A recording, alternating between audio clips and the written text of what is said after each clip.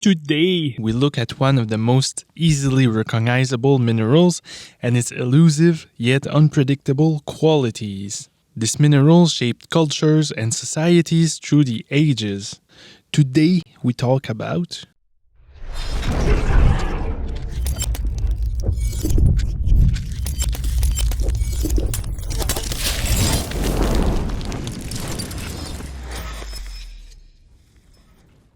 Malachite.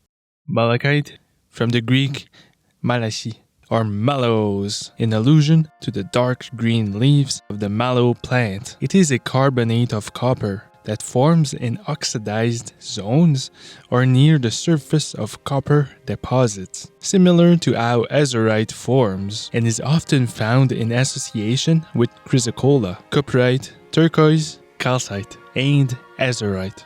It usually shows as a botryoidal aggregate along cracked and fractured rocks, where copper solutions once flowed. Malachite is one of the most recognized mineral species among the general public due to its distinctive, intense green color, banded appearance, and pale green streak. Usually, this peculiar mineral does not form crystals, but when it does, it appears with a somewhat radiating fibrous habit in the monoclinic system. It is highly probable that malachite is mankind's first ore and somewhat responsible for the beginning of the Chalcolithic era, or the Copper Age, emerging from the Stone Age.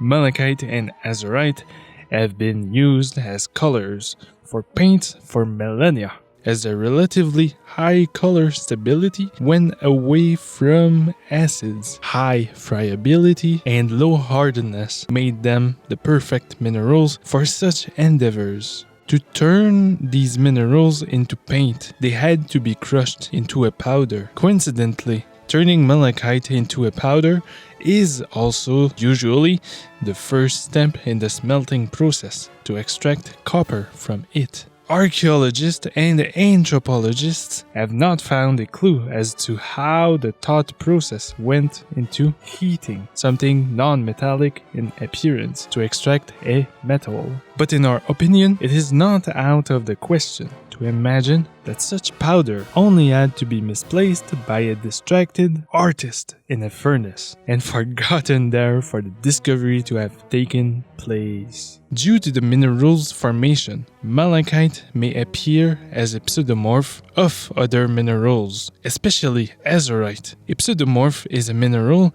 that entirely replaces a previously present mineral, but retains the original shape of the first mineral. This is why, most of the time, when malachite appears with a distinct crystal shape, it has probably pseudomorphed after another mineral. A typical example of a pseudomorph is goethite after pyrite. Its low hardness and cleavage make it a very fragile mineral. Luckily for humans, these two properties made a seemingly useless mineral the principal factor in our success as a species. In art and metallurgy, wars were fought with ungodly amount of bloodshed over these minerals' newly found properties. Kings, queens, tyrants, and despots ruled and conquered village after village, leaving only their burning remains. Ultimately, entire cities and kingdoms underwent significant changes, and humanity faced advancements and threats from a newly plentiful element, copper. When you lie down to rest tonight, I urge you to pause and reflect on the mineral species that have sustained your family's survival for generations. Give a special thanks to malachite. For more on everything about minerals, visit my channel, Mendex. Thank you for sticking to the end, and please do not forget to click the like and subscribe buttons. Peace out. When you lay down to rest tonight, I urge you to pause and reflect on the mineral species